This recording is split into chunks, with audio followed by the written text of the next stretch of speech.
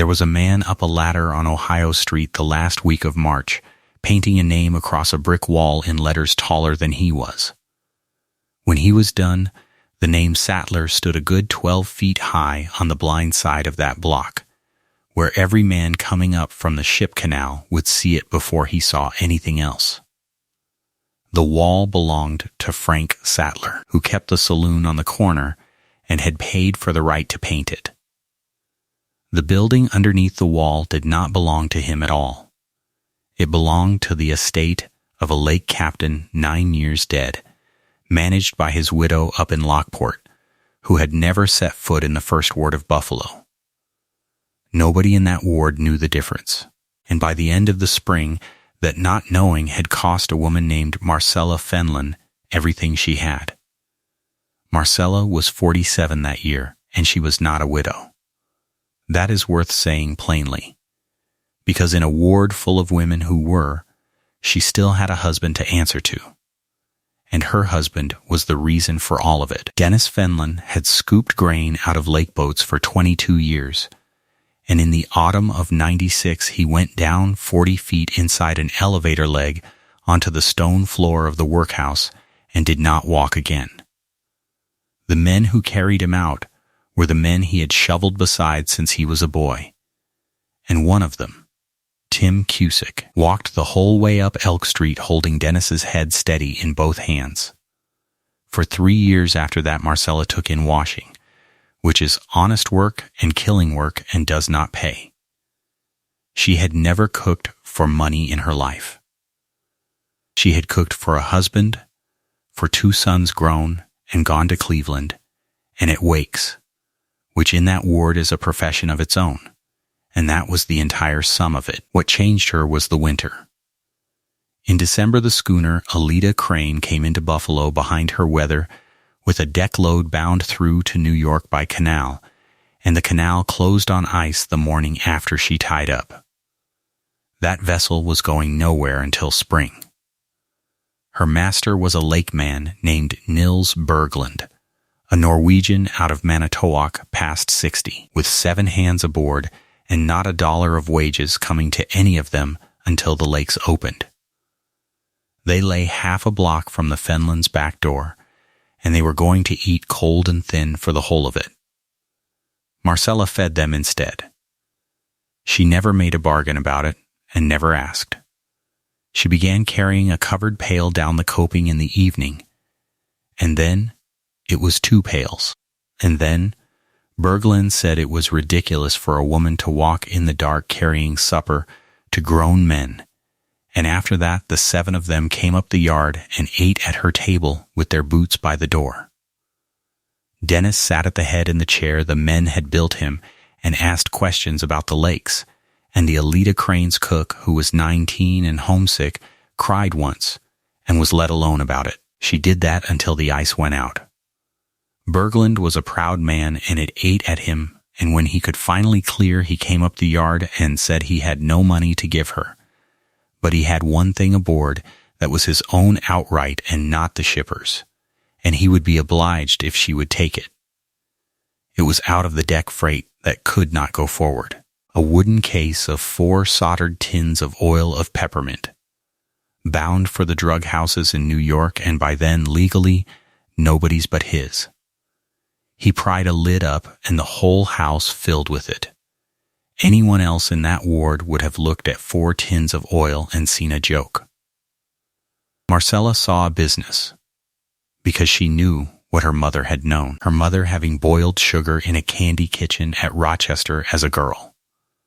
Sugar is the cheapest thing on a grocer's shelf, and a spoonful of that oil will carry 50 pounds of it. So the case went down into the cold cellar under Ohio Street with the tins shut tight against the light. Then she rented the empty room on the corner. It had been a harness shop, and before that a bakery, and it had a floor a person could scrub. She paid 3 months down. She bought a second-hand cook range off a hotel on Seneca Street and had it hauled, and it was the biggest thing she had ever bought in her life, and it was not paid for. She bought tables and benches and enough whiteware to set 40 places. she meant to open a supper room for the grain scoopers, because there were hundreds of them within a few blocks of that door, and not one clean place among them to sit down and eat a plate of food. You have to understand what a grain scooper was, or none of the rest makes sense. When a lake boat came in loaded, the grain did not walk out of her. Men went down into the hold with shovels and steam-driven rope and moved it, thousands upon thousands of bushels in the dust and the dark, and it was the hardest labor on the waterfront. And the way a man got that work was this. He did not go to the elevator, he went to a saloon. The shoveling contracts were held by saloon keepers, and a boss like Frank Sattler would take on a gang of 64 men for a boat, and those men were paid over his bar, and a man who did not drink his share did not hear his name called the next morning. In the spring of 1899, the scoopers of the First Ward stood up against that. They went out. They said they would not be hired through a bar and would not be paid over one, and they meant it, and they had nothing behind them but each other and the ward. Which brings in Ambrose Naughton. Naughton was 61, a retired tug engineer with a bad shoulder and a voice like a gate hinge, and he was president of the First Ward Relief Society. While the shovels were down, he was the most powerful man on that street. The society had the hall and the coal and the flour orders, and every Saturday morning Ambrose Naughton stood on the platform and said aloud which families were to be helped that week, and with what.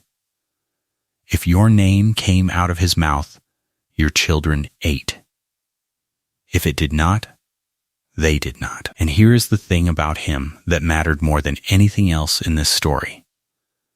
Ambrose Naughton never wrote a name down. Not one, not ever, in 9 years.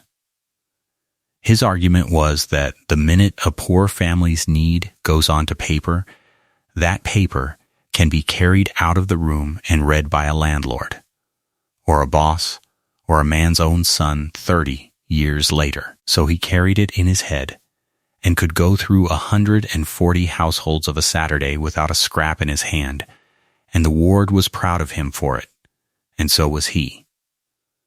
On the second Sunday of April, he called a mass meeting and stood up in front of more men than the room was built for, and named the roofs. That was his phrase. He named the saloons that held shoveling contracts, the halls behind them, the boarding houses they ran, and said that while the shovels were down, not 1 cent was to go under any of them, and that a man who spent a nickel there was putting it straight into the hand of the thing they were fighting. He was right. It was the strongest thing anybody said that spring, and it held. And in the middle of the list, in that same voice, he named the corner of Ohio and Mackinac. He had stood in the street 2 days before and looked up and read that name off the wall in letters 12 feet high and gone away certain. He never checked, because he had nothing to check with. There was no book on his desk, no line anywhere a man could run his thumb down and see that the wall and the building were 2 properties with 2 owners. His whole pride was that no such line existed. That pride had kept 100 families' business private for 9 years, and it took a woman's corner away in a dozen words. Marcella opened the following Monday. She had supper for 64 on the range by 5 o'clock, beef and onions and boiled potatoes and a great pan of bread, plain food, the food those men actually wanted, and she propped the door open because the evening was warm, and stood behind her own counter in a clean apron with her hands shaking, and waited. What happened was not loud. Nobody came in and refused her. Nobody said a word to her at all. The scoopers came up Ohio Street from the slip the way they came every evening of their lives, and about 30 feet short of her door, the whole current of them crossed to the other sidewalk, walked past on the far side, and crossed back beyond the corner. They did it without discussing it. They did it the way water goes around a stone. Men she had known since they were boys, men who had carried her husband on a hatch cover, men whose mothers she had cooked wakes for. They looked at the far wall and went by. She stood there until the food was cold. Then she did it again on Tuesday, and again on Wednesday, because she could not believe it. Dennis had a chair at the front window by then, and the men still came for him. Every morning 2 of them lifted him down the steps to the corner so he could sit in the sun with his pipe, and every evening 2 more brought him up, and they were as good to him as they had ever been. That was the part that broke her, and also the part that saved her, because on the Thursday Dennis Fenlon took hold of Tim Cusick's wrist and would not let go, and asked him straight out what was the matter with his wife's cooking. And Cusick, who was a truthful man and miserable, told him. He said the room was on the list. He said Naughton had named that corner from the platform in front of every man in the ward, and a scooper who ate there was eating in Sattler's house, and there was not a man on the street who would break that if it killed him, because the fight was the one clean thing any of them had ever done together. Marcella heard it through the window glass. She walked around the corner that afternoon and stood in the road and looked up, the way Naughton had, and she could see it plainly once she was looking. The paint stopped. It came down the brick and ended in a hard, clean line a yard above her own lintel, because that was where Sattler's wall ended and the dead captain's building began, and the 2 were built so tight together that from the sidewalk they read as one house. She had nothing to fight it with. Her rent went to Lockport by postal order, and the receipts were in a tin in her cupboard. But a receipt proves you paid, not who owns a wall. The only man alive who could clear her in one sentence was Frank Sattler, and she would sooner have starved than walk into that saloon and ask him a favor. Which, as it turned out, was exactly the point. So she shut the range down. For 3 weeks that room stood cold, with 40 places set on the tables and the whitewash still bright on the ceiling. She went back to washing. She owed Wojciech the grocer over on the east side for flour and lard and sugar, and she owed the hotel on Seneca Street for the range.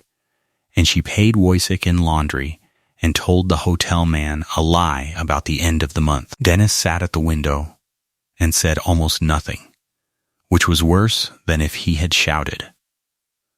By the first week of May, the lakes were open, and the Alita crane came off her winter, and Nils Berglund walked up the yard to say goodbye to the woman who had fed his crew.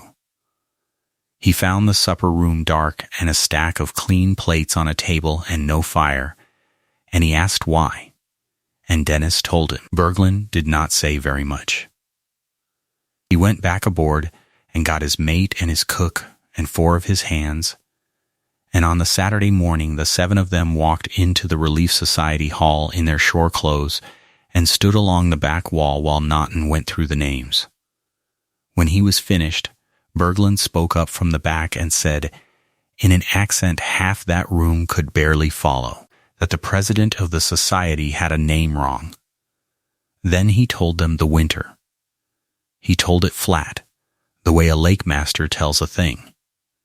Iced in the 9th of December, 7 men aboard, no wages until spring, half a block from her door. He said she came down the coping in the dark with a covered pail before any of them had asked her for anything, and did it every evening until the ice went out, and took no money, because there was none, and when he forced pay on her at last, she took a case of oil, being the only thing aboard that belonged to him. He said in his own country and in this one, a house where that happens is not any saloon keeper's house, and he would like to know how it had got onto anybody's list. Ambrose Naughton stood on that platform in front of the whole ward, with his hand still up from the last name he had called, and he did not defend himself, and he did not explain, and every soul in the hall watched him understand it. He walked from the hall to the corner of Ohio and Mackinac, and half the men in the room drifted out after him and stood off in the street. Frank Sattler was in his own doorway in his shirt sleeves, enjoying it. Naughton asked him, in front of everybody, whether he owned the corner building. Sattler laughed at him. He said the wall was his and he paid a yearly rent for the right to paint it, and it was the best money he ever spent, and the building was not his and never had been, and belonged to some widow up in Lockport. And then, because he was vain and could not help himself, he added the rest. He said he had been to that woman twice with an offer to take her room in as an eating annex to the bar, on good terms, and she had put him out of her doorway both times, and the second time told him she would not take a lit match off him if her stove was cold. He said it as an insult to her. Every man in that street heard it as the opposite. Ambrose Naughton stood under that wall a long while after Sattler went in, looking up at the place where the paint stopped in a clean line a yard above the lintel. That evening was the biggest meeting of the whole fight. The elevator owners had sent an answer down to the ward to be read out and voted on that night in the Society Hall, and there was not a man in the first ward who meant to miss it. Naughton came along Elk Street and climbed the hall steps to open the doors, and turned around at the top of them and stopped. The street was going the other way. They were coming up from the slip with her cook range. They had got it out of the corner room and lashed it onto 2 shovel ladders, 8 men under it at a time and 64 of them taking turns, in their good coats, going up the middle of Elk Street at a walking pace with the stovepipe carried alongside like a flagstaff. Behind the range came the tables, 4 men to a table, then the benches and the whiteware in laundry baskets. And behind all of it came Dennis Fenlon on a hand truck with a blanket over his knees, and Marcella beside him with her hand on the frame, not saying one word. Ambrose Naughton stood at the top of the steps of his own hall on the night of his own meeting and watched the entire ward walk past him carrying a woman's stove. He could not have stopped it if he had wanted to, and he did not want to. He stayed there until the last of them had gone by, and then came down the steps and went after them, and the hall stood empty, and the elevator owner's answer was not read that night at all. They carried it 14 blocks.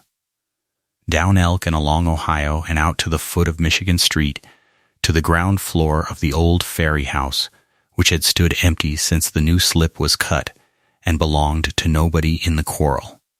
Not Sattler, not the elevator men, not the society.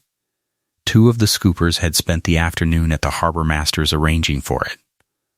They set the range down on the plank floor and got it level with wedges, and ran the pipe up through the old ticket window with a tin collar, and lit it. Then Marcella Fenlon sent 2 men back to the cellar for the case.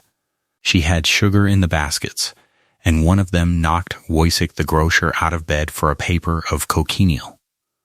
She had meant that oil for a glass jar on her own counter at a penny a stick, and now she had the chance. She made Peppermint-Stick candy. Sugar and water and a spoon of vinegar went into the big iron kettle, never stirred once after the boil came up, and she cooked it until a thread of it dropped in cold water went hard as glass. Then the kettle came off the fire, and she put in the oil. Less than a teaspoon went in, and the whole building changed, and the smell of it went out the door and down the street like cold air off a lake. She poured the mass out on the cold marble of the old ticket counter, because you cannot pour boiled sugar onto wood, and colored a pinch of it a hard, bright red. Then it had to be pulled. Boiled sugar is a rope of hot glass that fights back, and you throw it and fold it until the air goes into it and the amber comes up satin white, and Marcella's hands gave out before the first lap was finished. Dennis Fenlon said to bring it to him. They set his chair at the marble, and a man who had not done a stroke of work since the autumn of '96 took that rope across his 2 fists and pulled it hand over hand the way he had pulled a scoop line out of a hold, and 64 men stood up off that floor to watch him. Then she laid the red down the length of the white, drew it out long and thin so the stripe came round and round the rope, and cut it into sticks the length of her hand. So they waited. 64 grain scoopers in their good coats sat down on a bare plank floor in an abandoned ferry house at 9 at night and waited 3 hours for Candy while she boiled 6 kettles. Somebody had a melodeon. Somebody sent out for coffee and it came back in a milk can. And Ambrose Naughton sat on the floor with the rest of them, 61 years old, his back against the ticket window wall, waiting his turn like everybody else. The first sticks came off that marble a little before midnight. She stood them up in a stone crock on the counter, red and white, the stripe turning round every one of them, and the whole room heard them rattle. Naughton was first. He got up off that floor and put his money on the marble before she could rap anything, and asked for $1 worth of Mrs. Fenlon's Peppermint-Stick by her full name.